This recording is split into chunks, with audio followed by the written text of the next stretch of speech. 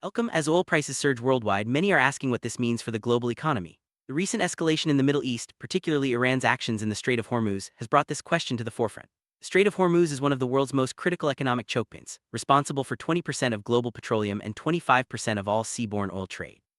Any disruption here sends shockwaves through international markets, and that's exactly what we're seeing now. Oil prices have spiked, and uncertainty is rippling across industries and households alike.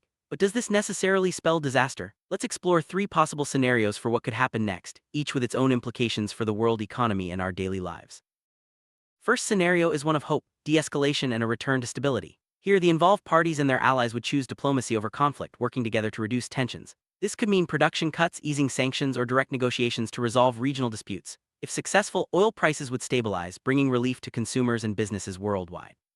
Global economy could rebound as uncertainty fades, and international cooperation would foster a more peaceful environment. However, this outcome depends on the willingness of all sides to compromise and prioritize stability over individual interests. Given the complex web of alliances and rivalries in the region, reaching consensus won't be easy, but it's a path that offers hope for economic recovery and renewed global collaboration.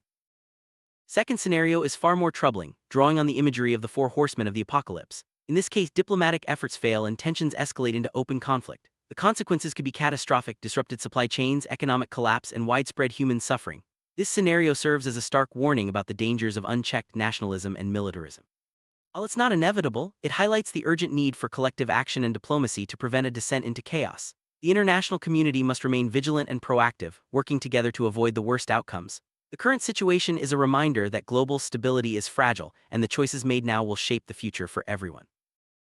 Finally, the third scenario looks to the future: an accelerated transition to clean and renewable energy. As oil prices remain high, countries and industries are increasingly motivated to invest in alternatives like wind, solar, and hydroelectric power. Governments may introduce policies to encourage electric vehicles, boost energy efficiency, and support sustainable practices. Shift not only reduces greenhouse gas emissions and improves air quality, but also creates new economic opportunities and jobs.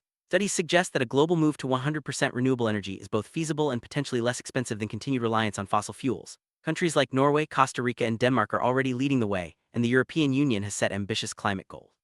The oil price surge could thus become a catalyst for innovation, economic growth, and a more sustainable future for all.